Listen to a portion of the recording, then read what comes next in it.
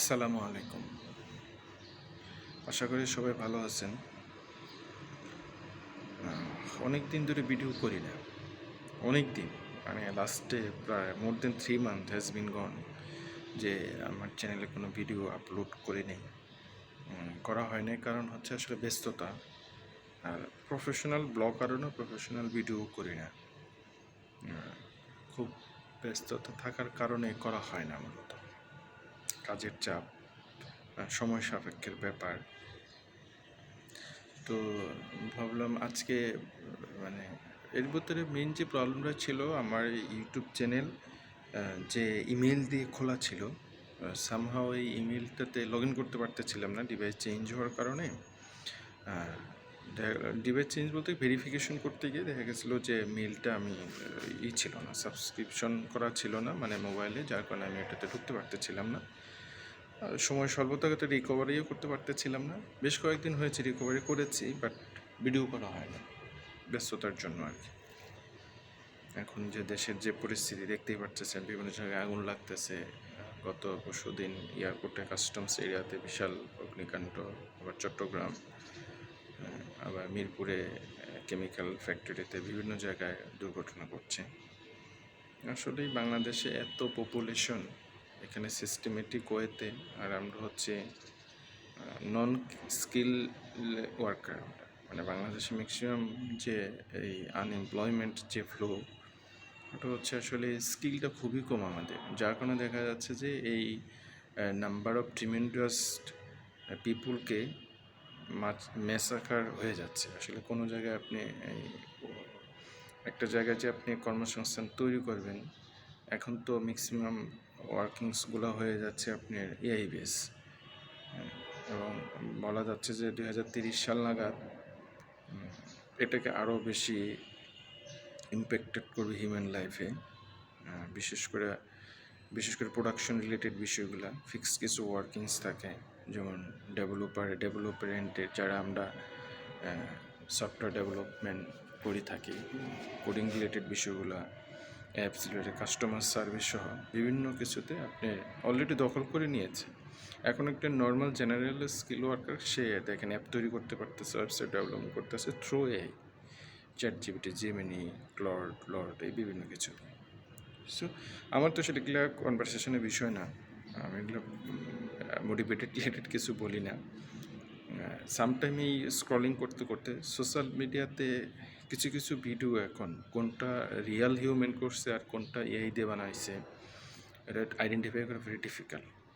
এই জন্য আমাদের সকলের একটু কনসিয়াস হওয়া উচিত। Any kinds of post on Facebook, Instagram আর আদার সোশ্যাল মিডিয়া, টিকটক, যেটাই আমরা করি না কেন, আমার মনে হয় ন্যূনতম সচেতনতা অবলম্বন করা উচিত।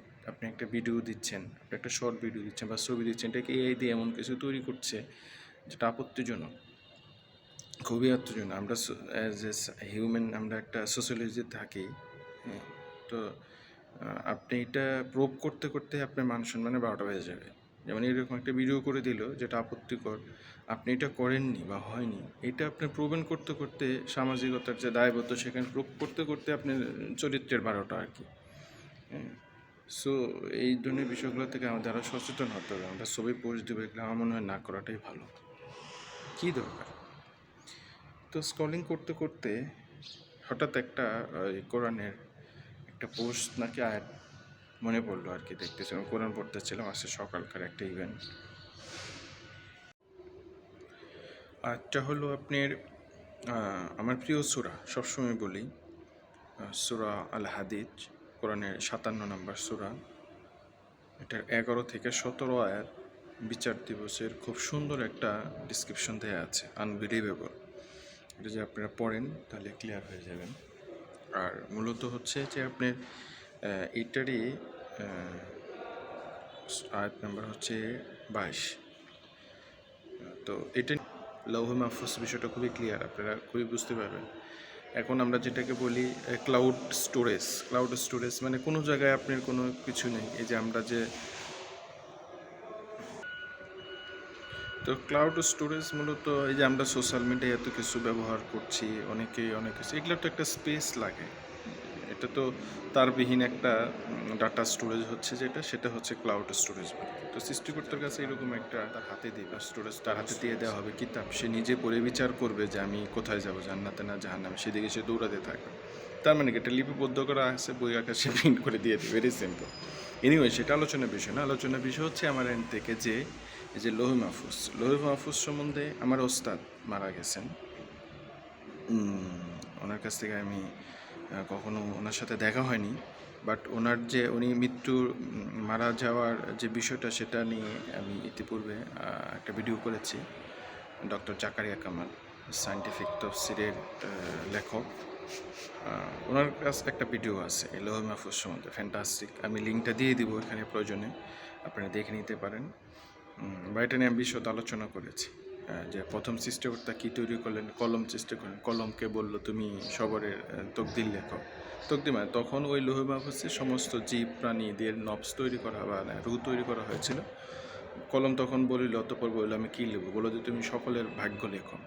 সে যে লেখা শুরু করছে সে তো আর বন্ধ করে নাই, সেই যে লেখতেছে যেখানে লেখা আছে ওটাকে বলা হচ্ছে ডিস্ক, মানে আমার ওস্তাদ ওটাকে বলছে সিসি, মানে আপনি সার্ভার, কম্পিউটার সার্ভার বলছে আর কি, সেন্ট্রাল কম্পিউটার, যেখানে যে ডিস্কে তথ্যগুলো থাকতেছে মূলত ওইটাই হচ্ছে লোহে মাহফুজ।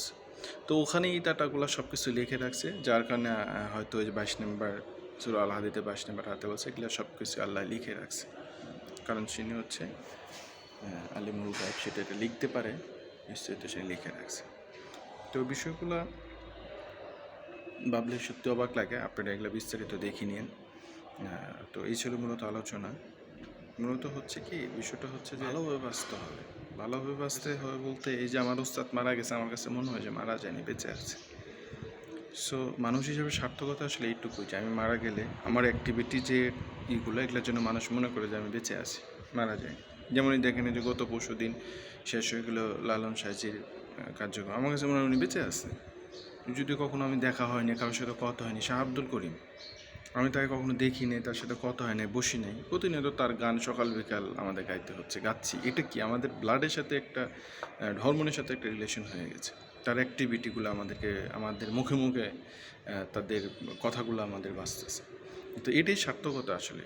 রাসূল সাল্লাল্লাহু আলাইহি সাল্লামে যে ছিলেন প্রতিনিয়ত প্রত্যেকটা ওয়াক্তে নামাজের জন্য তাদের কথা স্মরণ করতেছে। তো যারা আল্লাহর রাস্তায় জীবন দেয় তাদেরকে তোমরা মৃত বলো না, তারা জীবিত জীবিত জীবিত। হ্যাঁ, এটা সম্ভবত যে সূরা বাকারায় আছে না কোন জায়গায় আছে, আপনি দেখে নিন, এগুলো কোরআনের কথা, যে তাদেরকে মৃত বলো না, তারা জীবিত জীবিত, তোমরা তাদেরকে দেখতে পাও না। সুতরাং এই মানুষগুলো যারা চলে গেছে, যারা অবদান দিয়ে গেছে, মানুষের জন্য কল্যাণ করে গেছে, হ্যাঁ, সৎ কাজ করে গেছে।